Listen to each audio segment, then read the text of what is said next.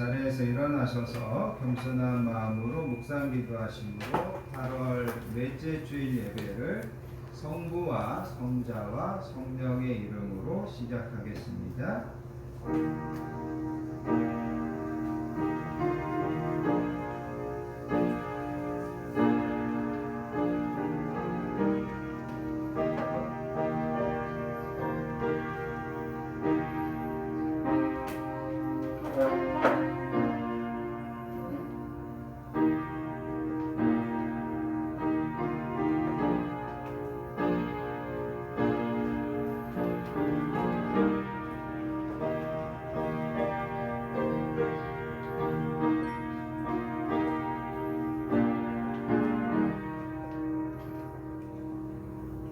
내가 산을 향하여 눈을 들리라. 나의 도움이 어디서 올까? 나의 도움은 천지를 지으신 여호와에게서로다.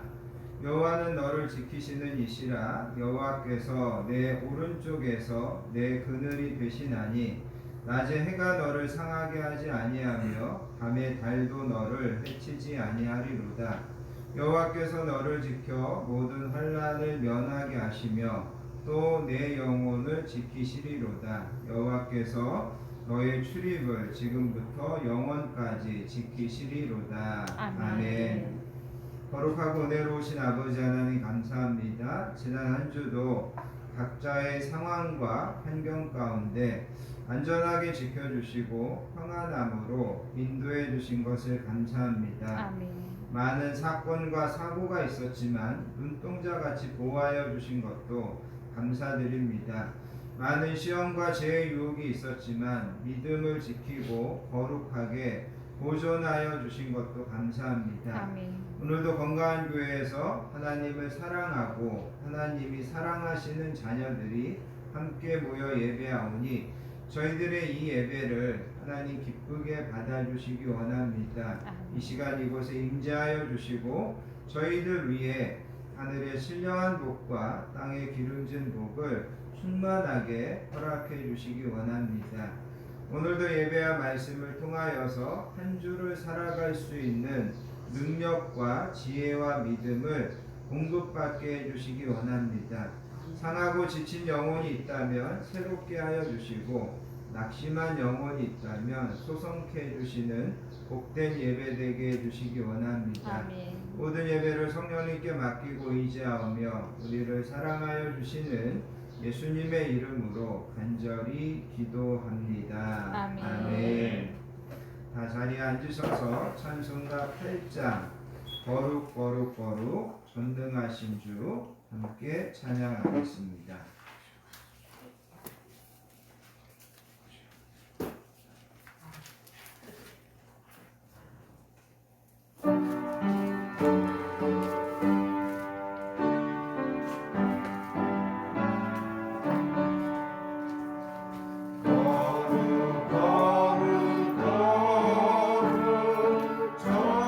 전능하신 주님 이른 아침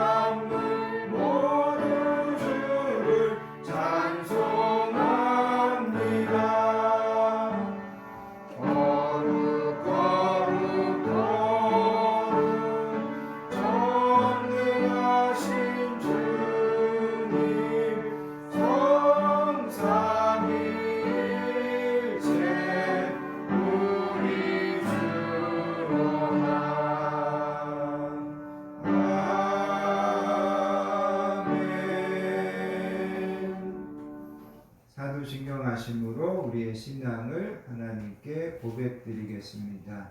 전능하사 천지를 만드신 하나님 아버지를 내가 믿사오며 그 외아들 우리 주 예수 그리스도를 믿사오니 이는 성령으로 잉태하사 동정녀 마리아에게 나시고 본디오 빌라도에게 고난을 받으사 십자가에 못 박혀 죽으시고 장사한 지 사흘 만에 죽은 자 가운데서 다시 살아나시며 하늘에 오르사 전능하신 하나님 우편에 앉아 계시다가 저리로서 산 자와 죽은 자를 심판하러 오시리라. 성령을 믿사오며 거룩한 공예와 성도가 서로 교통하는 것과 죄를 사하여 주시는 것과 몸이 다시 사는 것과 영원히 사는 것을 믿사옵나이다. 아멘. 이 시간 계속해서 하나님 앞에 참회와 고백의 기도를 드리겠습니다. 한 주간 우리의 삶을 겸손하게 뒤돌아보기 원합니다. 한 주를 살면서도 하나님의 말씀과 하나님의 뜻을 우선하여 살기보다 여전히 내 욕심과 내 주장과 내 고집을 앞세웠던 모습이 있다면 이 시간 우리가 하나님 앞에 회개할 수 있기를 원합니다. 하나님은 항상 너희들의 모든 삶의 여정과 짐을 나에게 맡겨라 말씀하시는데 우리가 하나님께 맡기지 못하고 우리가 당하는 크고 작은 현실 앞에서 하나님 앞에 원망하고 불평하고 낙심했던 모습이 있다면 그것도 이 시간 하나님 앞에 회개하기를 원합니다. 하나님은 오늘도 우리에게 은혜 주시려고 부르셨는데 행여라도 이 시간에도 내 안에 하나님의 은혜에 방해가 되고 걸림이 되는 것들이 있다면 성령님께서 그 모든 것들을 꾸짖어 주시고 옮겨 주시라고 겸손한 마음으로 참회와 고백의 기도로 하나님 앞에 나아가겠습니다. 사랑과 은혜가 풍성하신 아버지 하나님 감사합니다. 오늘도 저희들을 예배의 자리로 불러주시고 이 시간 참회와 고백의 기도로 하나님 앞에 나아갑니다. 성령님께서 이 부족한 종에게 이 시간 함께하여 주시고 머리끝에서 발끝까지 기름 부으심으로 함께하셔서 내 안에 하나님의 은혜를 내 안에 하나님의 어떤 통로로 사용되는데 부족한 것들이 있다면 다 성령님께서 이 시간 깨뜨려 주시고 새롭게 하여 주시기를 원합니다. 아버지 하나님 앞에 한 주를 뒤돌아보며 또 하나님의 자녀답게 더 믿음으로 결단하며 나아가는 모든 것들이 있으며 성령이 그것도 저희들에게 아버지 하나님 새롭게 하여 주시기를 원합니다. 이 시간에도 아버지 하나님 앞에 정신히 예배하며 나아가오니 저희들 한 사람 한 사람을 받아주시고 하나님의 은혜로 새로움하게 도와주시길 하나님의 은혜로 하나님 우리에게 믿음을 주셨사오니 참 감사합니다.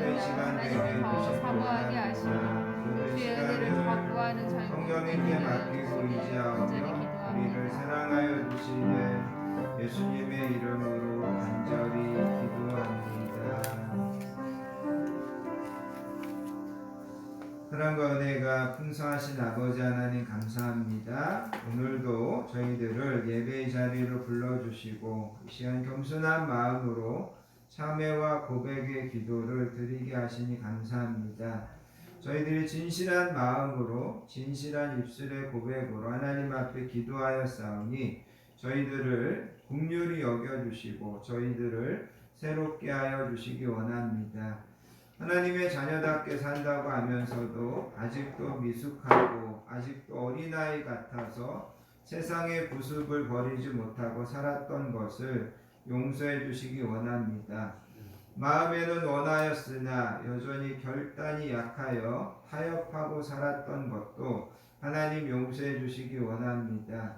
어차피 떠나야 될 세상임을 알면서도 아직도 육신의 정욕과 안목의 정욕과 이생의 자랑에 사로잡혀 있었던 저희들을 하나님 용서해 주시기 원합니다. 아멘. 아직도 우리 마음에 자유함과 평안과 사랑으로 넘치지 못하고 시기와 질투와 미움이 있고 때로는 혈기 부리는 것과 분노가 있었던 것을 하나님 용서해 주시기 원합니다. 하나님께서 모든 것을 합력하여 선을 이루어 주신다고 말씀하셨는데 우리가 그것을 믿지 못하고 지금 당장 내 뜻대로 되지 않는 것들 때문에 원망하고 섭섭한 마음이 있었다면 하나님 그것도 용서해 주시기 원합니다. 이 시간 저희들 한 사람 한 사람을 불쌍히 여겨주시고 주님의 보혈로 새롭게 하여 주시는 줄 믿습니다. 악인은 그의 길을 불의한 자는 그의 생각을 버리고 여호와께 돌아오라. 그리하면 그가 긍휼히 여기시리라. 우리 하나님께로 돌아오라. 그가 너그럽게 용서하시리라. 그러므로 이제 그리스도 예수 우리 주 안에 있는 자에게는 결코 정죄함이 없느니라. 아멘. 찬송가 365장 마음속에 근심 있는 사람 찬양하신 다음에 전홍수 집사님 우리를 대표해서 기도 인도해 주시겠습니다. 찬송가 365장입니다.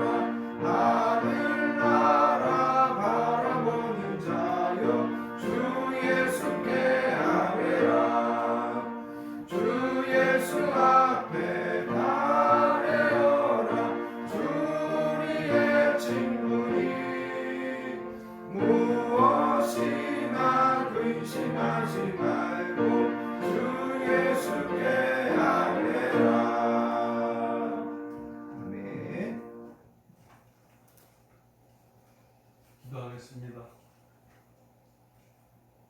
사랑하는 자여, 내 영혼이 잘됨같이 내가 범사에 잘되고 강건하기를 내가 강구하노라. 아멘. 귀한 주의 자녀로 지나간 일주일 동안 하나님의 은총으로 평안하고 건강하게 보내도록 하여 주심에 무한한 감사와 영광과 찬양을 올립니다. 아멘. 아버지, 지난 날들 돌이켜보면 우리 속에 남아있는 죄성과 육신의 연약함으로 인하여 하나님께서 주신 삶의 원리에 충실하지 못했음을 고백합니다. 십자가의 보혈로 속량하시고 새 사람으로 지어주시오며 사제의 은총을 다시 베풀어 주시어 하나님의 자녀됨을 확장하여 주옵소서. 아멘. 거룩하신 아버지 하나님, 코로나19 바이러스 변이로 인하여 마스크를 쓰고 다니고 있어도 바이러스의 감염이 두려워 불안한 생활을 하고 있습니다. 이런 우리의 생활이 하루속히 코로나19로부터 벗어나 하나님께 주신 삶을 즐겁고 보람차게 생활하도록 은총 주시옵소서. 아멘. 대한민국을 위해 기도합니다. 대한민국 유정자에게 지혜와 명철을 주시옵소서. 자와 우의 대결로 국민을 등지지 말게 하시고 오직 국민만 바라보며 안전하고 안정된 나라 되도록 온 정성을 다 쏟으며 정치하게 하옵소서. 아멘. 아버지. 교회를 위해 기도합니다. 우리의 교회가 주님의 몸으로 합당하도록 은혜를 더하여 주시오며 세상에서 구원의 방주 역할과 세상을 정화시키는 소금의 역할을 다하게 해 주시고 주님의 삶을 본받고 날마다 성장하는 교회 되게 인도하여 주옵소서. 아멘.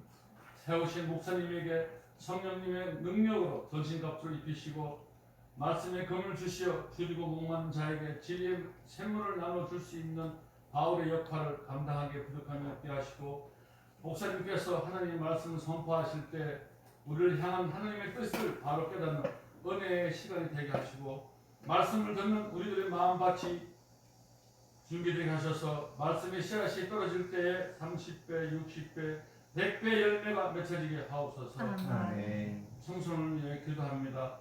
말씀에 새겨진 역사를 잘 인식하여 시행착오를 하지 않고 반듯하게 성장하게 하시고 강건한 정신과 육체로 하나님께 주신 삶을 최선을 다하고 노력하며 열심히 살아가도록 길을 안내하여 주옵소서. 축복을 주시옵소서. 아멘. 성도를 위하여 기도합니다. 말할 수 없는 고민으로 누구에게도 표현 못한 아픔을 지녔다 하더라도 이 시간 오늘의 기도 속에서 하나님께서 만나 주시어 그 고민이 해결되게 하시오며 더더욱이 불편하게 움직이기 어려운 성도님에게는 걸음에 힘차고 용기 있게 걸을 수 있도록 기쁨을 주시오며 동료 간에 오해가 있었다면 상대를 위하여 기도하고 이해와 사랑으로 오해가 풀릴 수 있도록 축복을 주시오며 여러 가지 헤아릴 수 없는 자신의 문제를 고백하는 성도의 기도를 받아 주시옵소서. 아멘. 거룩하신 아버지 하나님, 오늘도 기쁨으로 봉사하는 손길이 있습니다. 영육 간에 형통케 하시고 복의 법을 더해 주시오며 국가를 지키기 위해 군에서 숙고하고 있는 국군 용사와 국민의 안전을 지키는 경찰관 및 소방관과 타국에서 하나님의 사업 번창과 복음 전파에 수고하고 있는 성도들을 기억해 주시오며 아버지의 사랑과 은혜가 넘치도록 축복을 주옵소서. 아멘. 이 시간 교회에 나오지 못하고 가정에서 예배를 보고 계신 성도님 한 분 한 분을 만나 주시고 그들의 기도에 응답해 주시오며 귀하신 주님의 사랑 안에서 날마다 승리할 수 있도록 은혜 더하여 주옵소서. 아멘. 이 모든 말씀 예수님 받도록 기도드렸습니다. 아멘.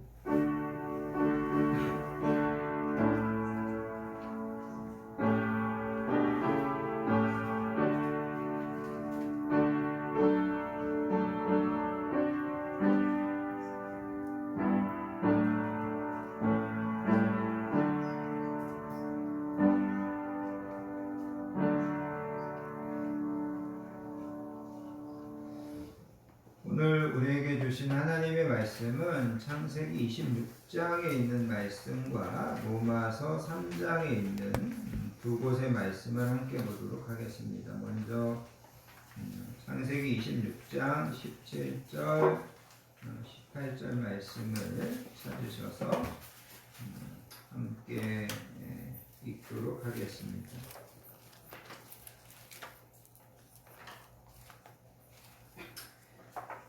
제가 가진 성경으로 구약성경 36페이지 창세기 26장 17절 18절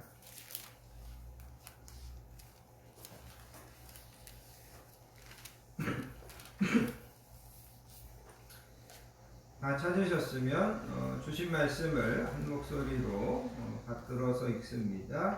이삭이 그곳을 떠나 그랄 골짜기에 장막을 치고 거기 거류하며 그 아버지 아브라함 때 팠던 우물들을 다시 팠으니 이는 아브라함이 죽은 후에 블레셋 사람이 그 우물들을 메웠습니다. 이삭이 그 우물들의 이름을 그의 아버지가 부르던 이름으로 불렀더라. 아멘. 이삭이 그랄 골짜기에서 거류하고 있었는데 거기서 이삭이 우물을 팠다. 그렇게 이제 창세기 말씀을 이야기하고 있습니다. 로마서로 한번 가서 보겠습니다. 로마서 3장 19절부터 24절까지 말씀.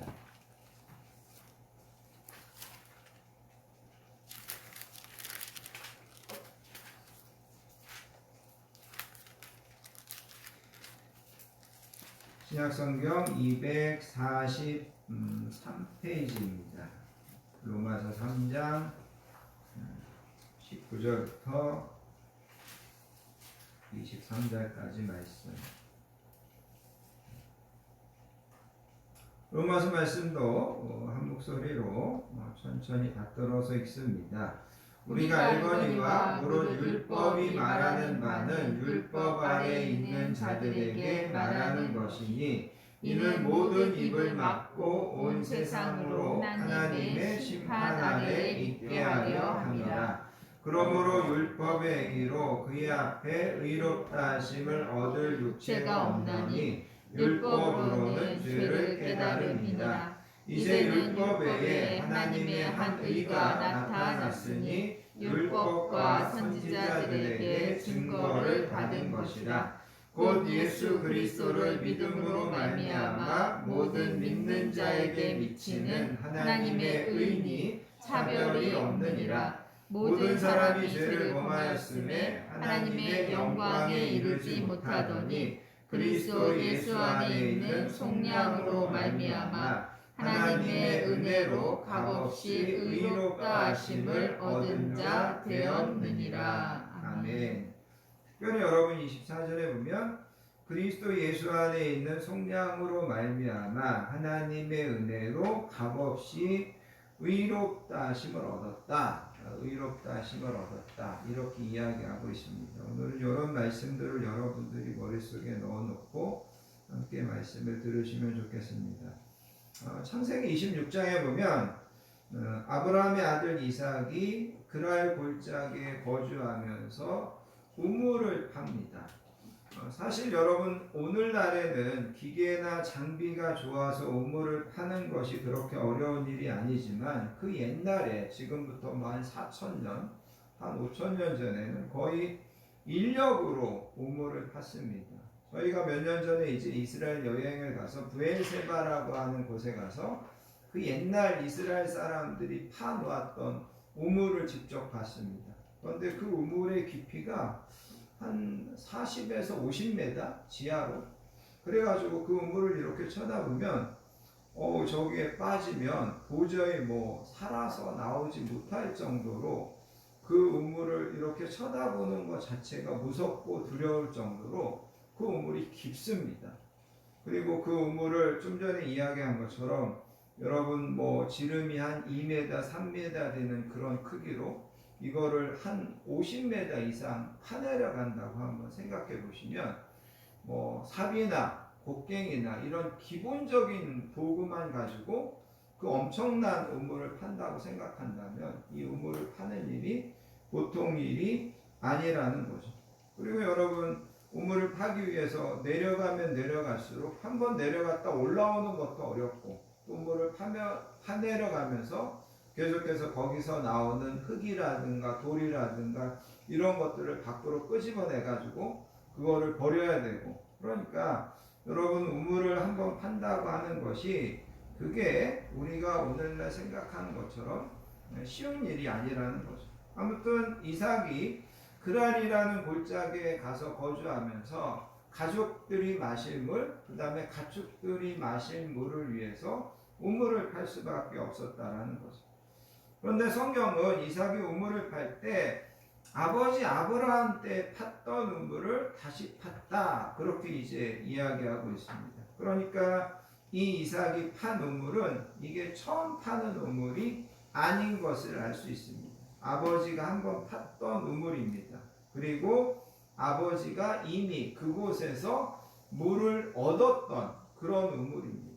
그러므로 이삭이 우물을 파는 것이 물론 고된 일이지만 그럼에도 불구하고 이삭은 다른 사람들에 비해서 유리한 점이 있습니다. 한 가지는 뭐냐면 한번 팠던 우물이기 때문에 처음부터 땅을 파는 것하고는 그래도 좀 수월했을 것 같습니다. 한번 파놨던 것을 이제 다시 파는 거기 때문에.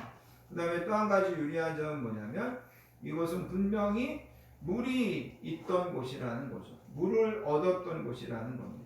그래서 여러분 우물을 파면서 힘든 것 중에 한 가지는 내가 그렇게 깊이 파고 들어갔는데도 물을 얻지 못하는 겁니다. 그럼 어떻게 해야 될까요? 또 다른 곳을 파야 되는 거고, 또 거기에서도 물을 얻지 못하면 또 다른 곳을 파야 되는 이런 엄청난 수고를 뭐 몇 번을 해야 되는 건데, 다행히 이 이삭은 아버지가 옛날에 파서 거기서 물을 얻었던 그 우물을 파는 거기 때문에 고생은 되어도 다른 곳을 또 파야 된다고 하는 그런 어떤 두려움은 없었다라는 거죠. 그런데 성경은 이 이삭이 우물을 파는 이야기를 소개하면서 한 가지 더 우리의 관심을 끄는 이야기를 합니다. 그건 뭐냐면 이삭이 아브라함 때 팠던 우물을 다시 팠는데 그 이유는 아브라함이 죽은 다음에 블레셋 사람들이 그 아브라함의 우물을 메웠다는 거죠. 그래서 이삭이 지금 우물을 다시 파는 겁니다. 그런데 왜 메웠냐면 여러분들 읽은 본문에는 나와 있지 않은데 거기에서 조금 더 올라가 보면 블레셋 사람들이 이삭을 시기해서 그 우물을 메워버렸습니다. 왜 시기했냐면 하나님께서 이삭에게 복을 주셔가지고 이삭이 거기에서 거부가 되는 겁니다. 그러니까 이삭을 시기해가지고 사람들이 그 아버지 아브라함 팠던 우물을 메웠다라는 거죠. 그런데 여러분, 이 사람들이 우물을 메울 때는 그냥 메우지 않았을 것입니다. 이 우물을 다시는 못 쓰게 망가뜨릴 목적으로 메웠다는 거죠. 그러니까 온갖 쓰레기, 잡동사니, 그러면서 이거를 다시 퍼낼 때 더 힘들게 고통스럽게 이 우물을 완전히 막아놨다라는 겁니다. 이거는 어떻게 본다면 이삭이 그 우물을 파내는데 불리한 점이었습니다. 사람들이 온갖 쓰레기 잡동사니로 그 우물을 더럽혀 놨고 그 우물을 정말 어떻게 본다면 새롭게 파는 것 이상으로 힘들게 이 우물을 만들어 놨다라는 거죠. 그래서 이 이삭이 아무튼 이제 그렇게 해서 우물을 팠다는 거죠. 우물을 파서 결국은 거기서 이제 물을 얻게 됩니다. 깨끗한 물을 얻게 됩니다. 그리고 그 우물을 깨끗하게 청소해가지고 그 물을 통하여서 가족들이 마시고 가축들을 마시게 한다는 거죠. 자, 이 이삭의 우물 이야기를 제가 이제 오늘 왜 하냐면 이 이삭의 우물 이야기를 가지고 제가 존경하는 로이드 존스 목사님이 이런 이야기를 합니다. 뭐냐면 기독교의 역사를 뒤돌아보면 교회가 침체기를 겪을 때마다 기독교의 중요한 진리들을 감추거나 막아버리는 일이 있었다라는 거예요. 블레셋 사람들이 이 아브라함의 우물을 막아서 못 쓰게 만드는 것처럼 교회가 어떤 침체기를 겪을 때를 보면 이상하게 기독교의 중요한 진리들을 사람들이 막거나 사람들이 그거를 어떻게 보면 중요하게 생각하지 않거나 그러면서 엉뚱한 것들에 빠져 있고 엉뚱한 것들을 사람들이 중요하게 생각하고 그럴 때 교회는 침체기에 되더라는 거죠. 그리고 그렇게 하는 것은 바로 뭐냐면 기독교의 진리를 막는 것은 이 블레셋 사람들이 이 이삭이 그 우물을 사용하지 못하게 하는 것처럼 사단 마귀가 우리가 하나님의 이 진리의 말씀을 제대로 마시지 못하고 이 말씀을 통하여서 우리가 제대로 신앙생활하지 못하도록 그런 방해를 한다라는 겁니다. 그러다가 사람들이 하나님이 우리에게 주신 이렇게 귀한 말씀이 있지, 이렇게 중요한 진리가 있지, 그거를 새롭게 발견하고 그거를 새롭게 캐내고 그거를 새롭게 깨닫고 그러면 교회는 다시 부흥하게 되고 사람들의 신앙은 회복되더라는 거죠. 그래서 여러분 오늘 이 이삭의 이야기를 통해서 우리가 이야기하려고 하는 것은 뭐냐면 지금도 사단 마귀는 나와 여러분들에게 하나님의 가장 소중한 진리들을 자꾸만 막아놓고 가려놓고 그거를 더럽혀놓고 그렇게 한다라는 거죠. 왜냐하면 거기서 우리가 하나님의 이런 은혜의 말씀을 듣지 못하도록 우리가 영적인 기갈을 해결하지 못하도록 사단 마귀가 그런 방해 공작을 펼친다라는 겁니다. 그런데 우리가 그럼에도 불구하고 그런 수고로움에도 불구하고 그 우물을 찾아서 다시 그 우물을 깨끗하게 청소하고 그 우물에서 생수를 길어 마신다면 나와 여러분들이 그것을 통하여서 영적인 세임을 얻을 뿐만 아니라 우리 주변에 많은 영적인 기갈에 고통당하고 있는 사람들에게도 그 시원한 생수를 마시게 도와줄 수 있는 그런 역할을 우리가 할 수 있다는 겁니다. 그래서 여러분 이제 서론이 좀 길었지만 그래서 오늘 우리가 로마서 3장 18절 이하에 있는 말씀을 살펴보는 겁니다. 그리고 여러분들이 이 로마서 3장 18절 말씀은 사단이 우리의 신앙을 오염시키고 우리의 신앙을 방해하고 우리의 신앙을 장난치려고 하는 대표적인 말씀 중에 하나라는 거죠. 이 말씀이 그만큼 중요하다는 겁니다.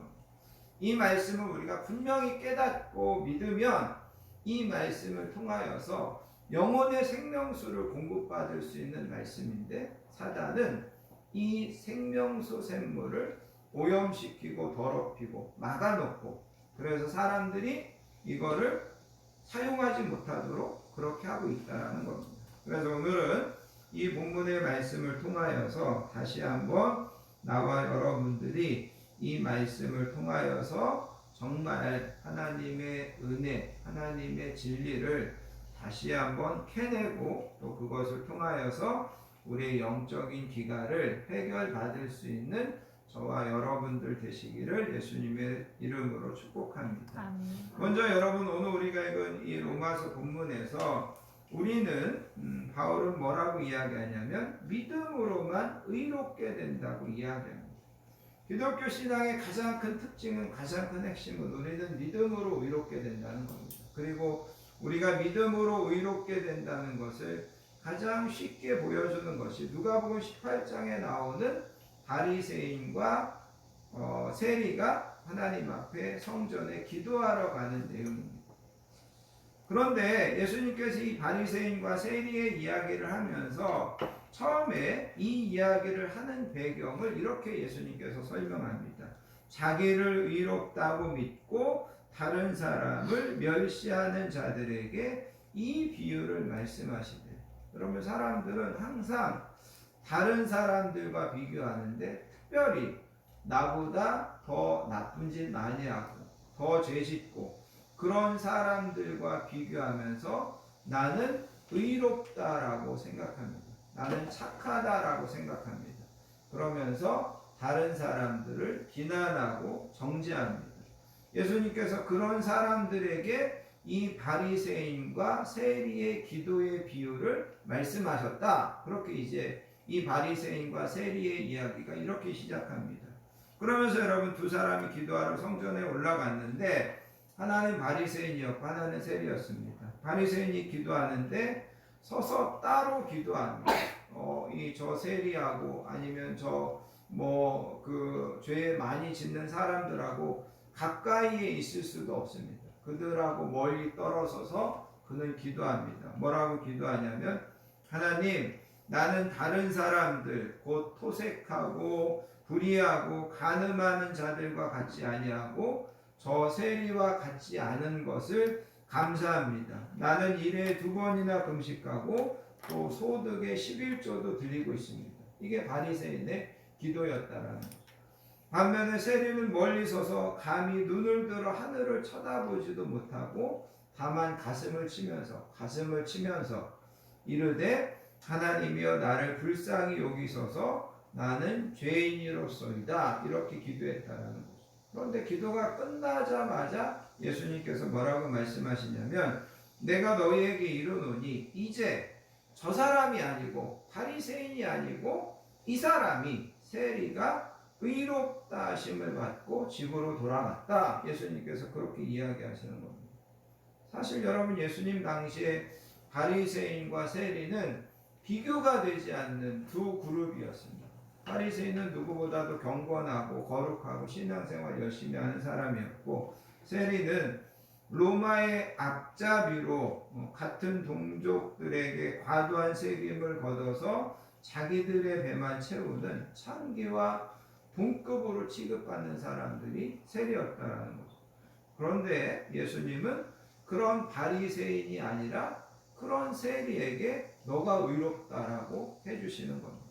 그래서 여러분, 기독교가 우리가 믿음으로 의롭게 된다고 가르치는 것은 뭐냐면, 나와 여러분들이 뭔가 착하고 선하고 그런 것들을 한다고 해서 우리가 의롭게 되는 것이 아니라, 예수님이 하나님께서 우리의 믿음을 보시고 나와 여러분들에게 의롭다고 선언해 주시는 것, 이것이 바로 기독교가 우리에게 믿음으로 의롭게 된다고 가르치는 진리입니다. 그리고 여러분, 우리가 믿음으로 의롭게 된다고 하는 것은 역으로 이야기하면 우리는 누구도 행위로서 의롭게 되는 사람이 없다라는 겁니다.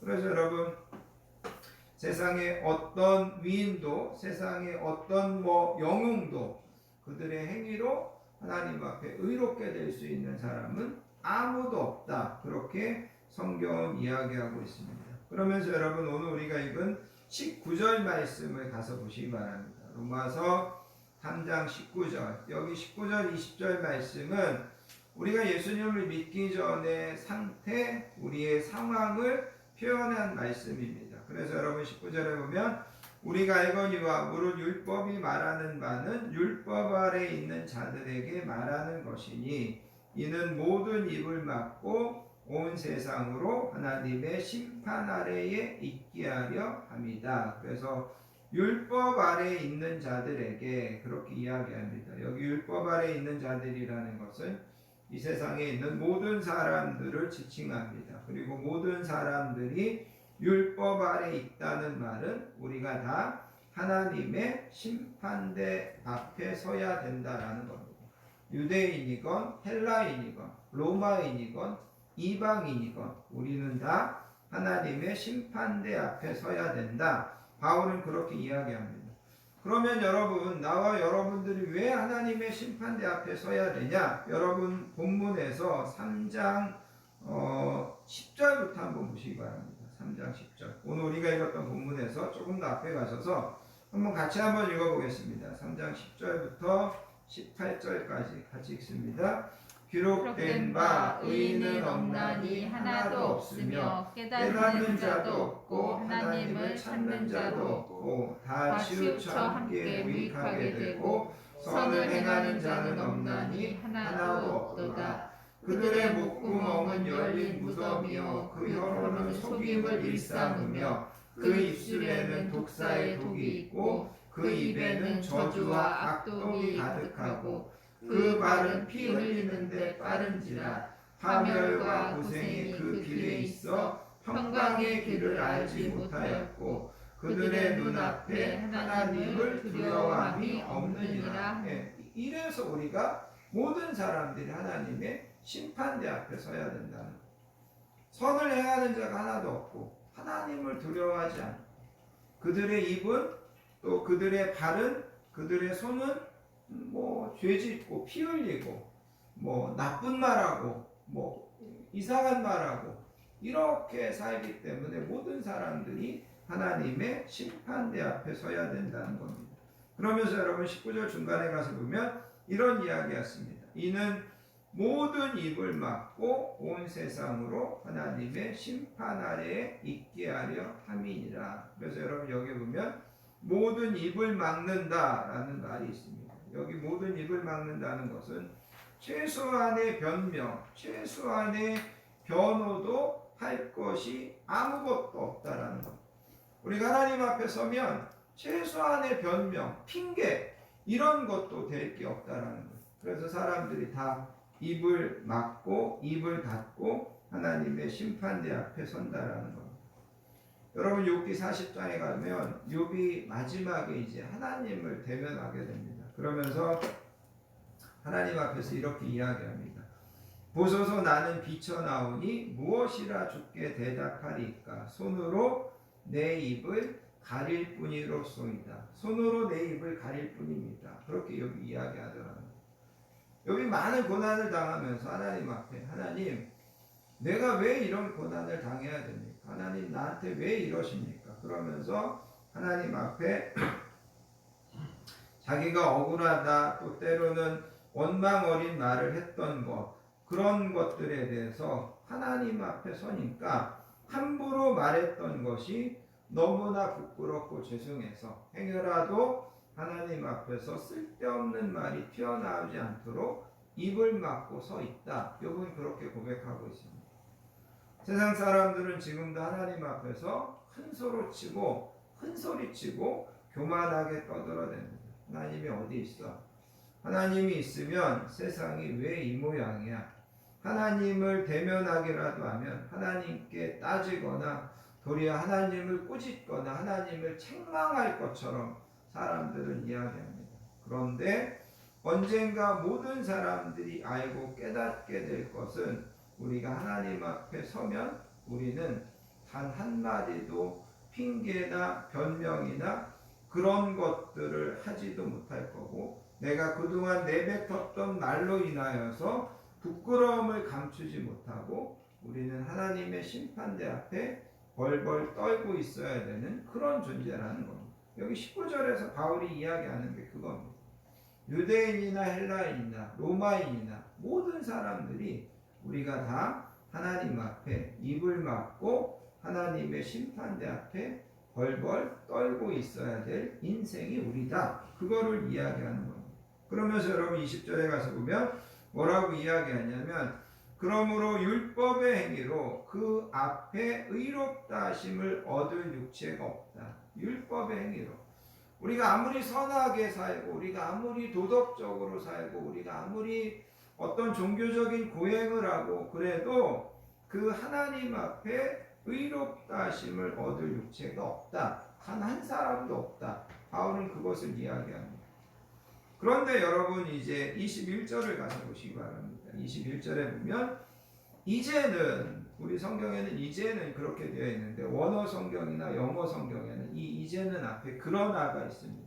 19절 20절에 우리는 하나님 앞에 모든 입을 막고 우리가 하나님 앞에 하나님의 심판대 앞에 벌벌 떨 수밖에 없는, 우리는 다 그런 존재입니다. 우리 인생은 다 그런 인생입니다.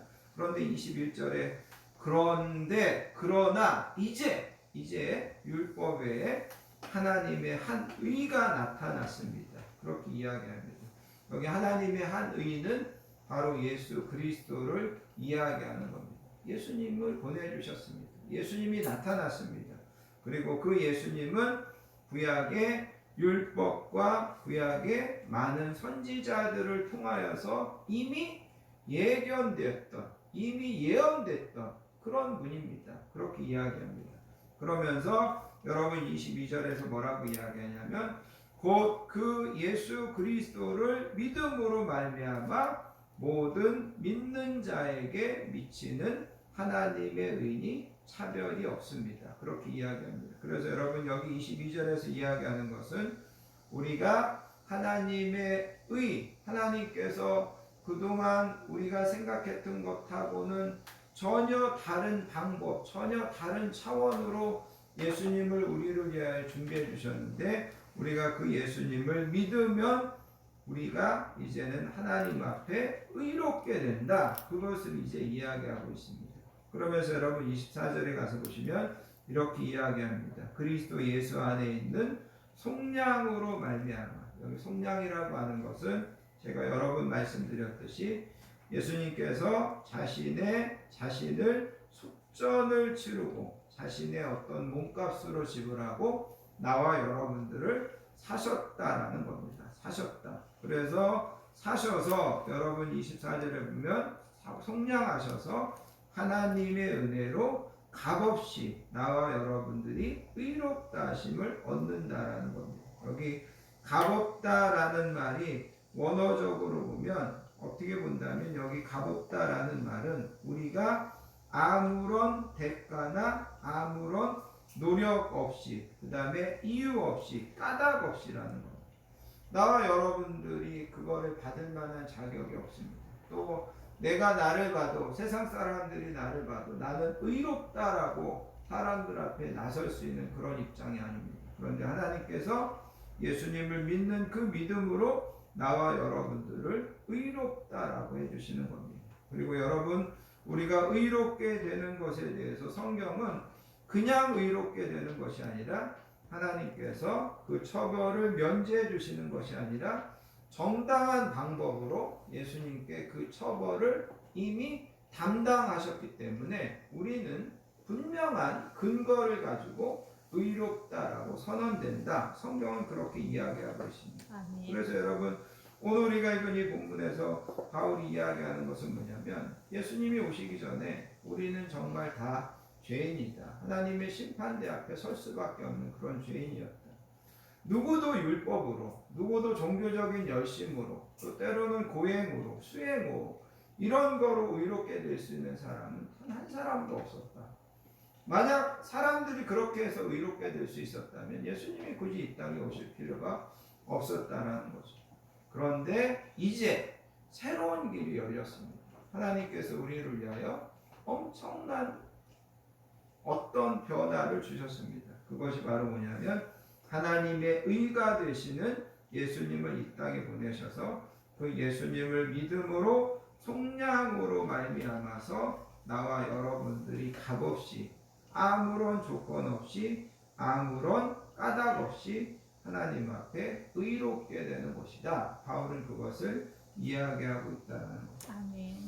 여러분 이런 식으로 이제 결론을 좀 맺어버리기 원합니다. 뭐냐면 나와 여러분들이 예수님을 믿으면 의롭다. 성경은 그렇게 이야기하는데 내가 예수님 믿고 나서도 내가 나를 보면 별로 의로운 것 같지 않습니다. 그죠? 내가 예수님 믿으면 의롭다고 하는데 예수님 믿었는데도 나는 의롭지 않은 것 같아요. 그러면 나는 구원받은 것이 이게 진짜야 가짜야 그러면서 가끔 가다가 우리에게 우리의 구원에 대해서 의심을 하게 된다라는 거죠. 그런데 성경은 나와 여러분들에게 뭐라고 이야기하냐면 마치 구름이 껴도 해가 있는 것처럼 비가 와도 해가 있는 것처럼 내가 눈을 감아도 하늘에 달과 별들은 영롱하게 빛나는 것처럼 내가 신앙적으로 침체되어 있는 날이 있어도 하나님이 나를 구원하시고 하나님이 나를 의롭게 하셨다고 하는 것은 변함이 없다라는 겁니다. 그래서 중요한 것은 우리는 내가 구원받았고 내가 의롭게 되었다고 하는 것을 여러분들이 의심이 들 때마다 여러분 자신을 바라보는 것이 아니라 나를 위하여 십자가에서 피 흘려 죽으신 예수님을 바라보고 성경이 우리에게 약속하고 있는 이 약속의 말씀을 붙잡으면 우리는 내가 나 자신을 보고 내가 아직도 의롭지 못한데 나는 아직도 하나님의 빛과 소금의 자녀답지 못한 것이 너무 많은데 그것으로 인하여서 낙심하고 실망하지 않고 주님을 바라보고 성경에 약속되어 있는 이 말씀을 굳게 믿을 때 우리의 이 구원과 우리의 이 의로움은 절대로 약해지거나 절대로 흔들리지 않게 된다라고 성경은 이야기하고 있습니다. 사랑하는 성도 여러분, 내 믿음은 내가 누구인가 또는 내가 앞으로 어떻게 될 건가 내가 지금 어떻게 느끼고 있는가 이것에 기반을 두고 있는 것이 아니라 예수님이 누구셨고 그분이 나를 위해 무엇을 하셨고 그분이 지금도 나를 위해 무엇을 하고 계시는가 거기에 우리의 모든 믿음과 신앙의 기반이 다져져 있다는 것을 확신하시고 아멘. 우리가 이 말씀을 통하여서 정말 우리가 믿음으로 의롭게 되는구나. 하나님께서 우리를 그렇게 의롭게 해주시고 하나님께서 이제 우리를 하나님의 자녀로 받아주시고 자녀로 복주시는구나. 이것을 확신하면서 신앙생활 하시는 저와 우리 모든 성도님들 되시기를 예수님의 이름으로 축복합니다. 아멘. 기도하겠습니다. 하나님 아버지 감사합니다. 오늘도 저희들을 하나님의 전으로 불러주시고 하나님 앞에 나와 예배드리며 우리에게 정말 중요한 말씀을 우리가 다시 캐고 다시 이 말씀을 깨닫고 다시 이 말씀을 통하여서 하나님의 진리, 하나님의 생명의 생수를 이곳에서 마시게 하여 주시니 감사합니다. 아멘. 하나님 우리가 이 말씀을 끝까지 붙잡게 해주시고 하나님, 우리가 이 말씀을 조금도 의심하지 않게 해주시기 원합니다.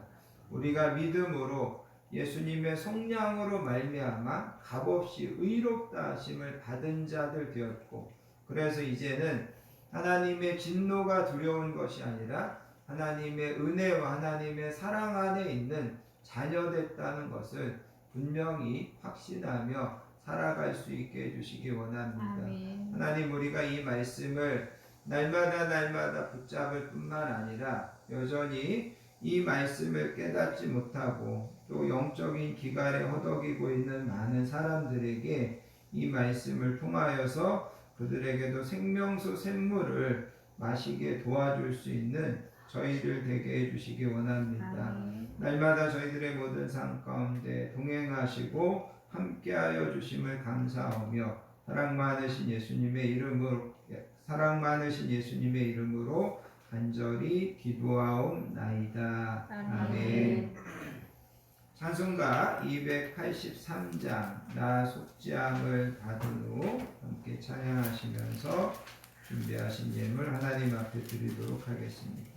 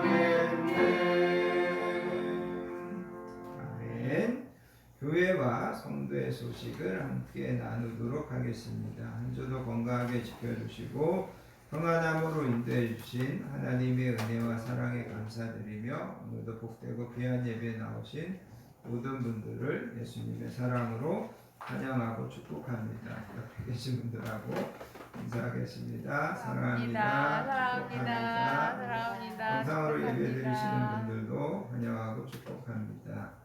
오늘 주신 말씀처럼 믿음으로 의롭게 된다는 이 말씀을 굳게 잡으시고 생명수 같은 말씀으로 우리의 영혼의 목마름을 해결하고 또 새 힘을 얻어서 날마다 소망 가운데 승리하시는 저와 우리 모든 성도님들 되시기를 예수님의 이름으로 축복합니다. 아멘. 다음 주, 그 다음 주 기도 맡으신 분들 잘 준비해 주시기 바랍니다. 다 자리에서 일어나셔서 주고 있는 주만 바라볼지라 찬양하시고 드려진 예물을 위하여 축복 기도한 후에 축도로서 모든 예배를 마치겠습니다.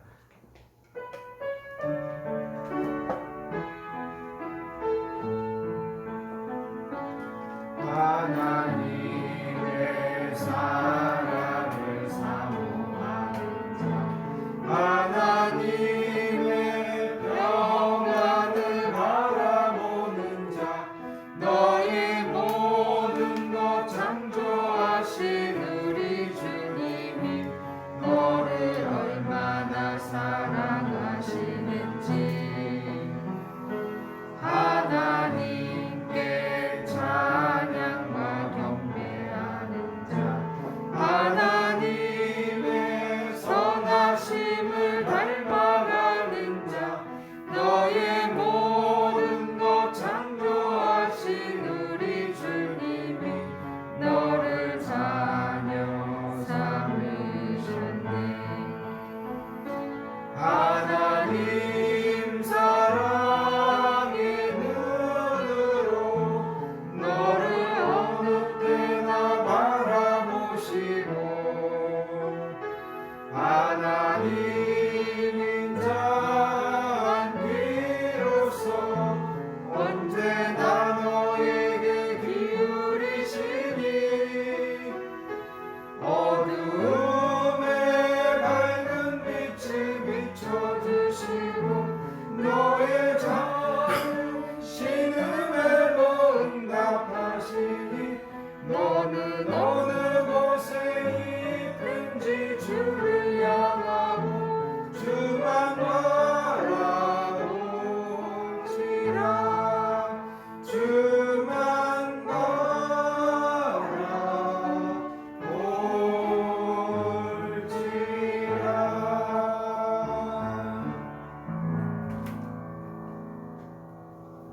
하나님 감사합니다. 오늘도 하나님 앞에 나와 우리의 마음과 시간을 구별하여 예배로 드립니다. 아멘. 하나님 귀한 말씀으로 우리가 믿는 도리, 우리가 믿는 진리에 대하여 다시 한번 깨닫고 확신하게 해주신 것도 감사합니다. 그 하나님의 은혜에 감사하여 이 시간에 우리가 우리의 사랑과 정성과 소원과 기도 제목을 담아 하나님 앞에 귀한 예물 올려드리오니 하나님 기쁘게 음양하시고 드려진 모든 손길과 가정과 자녀들과 하는 사업 위에 하나님께서 만대로 갚으시며 하나님께서 형통하심의 복으로 축복하여 주실 줄 믿습니다. 아멘. 이제는 우리 주 예수 그리스도의 크신 은혜와 성부 하나님의 극진하신 사랑과 성령님의 내주하심 충만하심의 축복이 우리가 믿음으로 의롭게 되고 값없이 하나님의 은혜로 의롭게 되었다는 믿음을 가지고 날마다 이 땅에서 하나님의 자녀답게 승리하는 삶을 살기로 결단하는 사랑하는 모든 성도님들 머리머리 위에와 그의 가정과 자녀들 위에 우리 건강한 교회 위에 이 나라의 민족 위에 이제로부터 영원토록 함께 하시옵기를 간절히 축원하옵나이다. 아멘. 아멘.